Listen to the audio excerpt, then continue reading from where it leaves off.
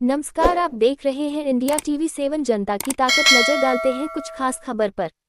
सूरत कांग्रेस ने सूरत, उधना और उत्तरायण रेलवे स्टेशनों की समस्याओं के समाधान के लिए केंद्रीय रेल मंत्री से व्यक्तिगत रूप से मिलने का समय मांगा।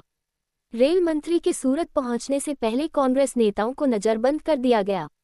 आपको बताते चले, पुलिस ने कांग्रेस कार्यकर्ताओं को शहर में घुमाया ताकि वे रेल मंत्री से न मिल सकें। कांग्रेस कार्यकर्ताओं ने आरोप लगाया कि सरकारी मशीनरी लोगों की मांगों को रेल मंत्री तक पहुंचने ही नहीं दे रही है। कांग्रेस नेताओं ने जोरदार ढंग से ऐलान किया कि यदि रेल मंत्री ने मांग नहीं मानी तो 8 मई 2025 को रेल रोको आंदोलन किया जाएगा। बाइट कल्पेश बारोट, कांग्रेस नेता, सूरत से ब्यूरो रिपोर्ट।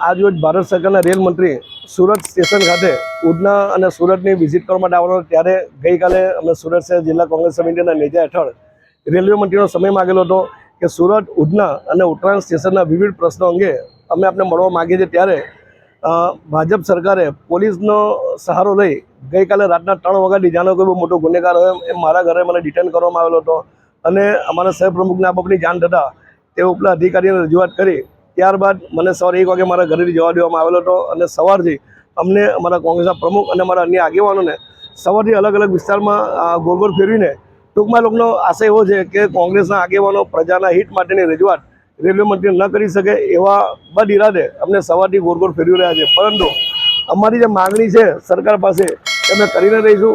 અમે અમારી માગણી સ્વીકારવામાં ન આવશે તો તારીખ 8/4/2025ના રોજ રવિવારે અમે ઉત્તરાયણ સ્ટેશન પર રેલ રોકો આંદોલન કરશું અને એમાં જે કંઈ પણ પરિસ્થિતિનું નિર્માણ થશે એની તમામ જવાબદારી રેલવે પ્રશાસનની રહેશે।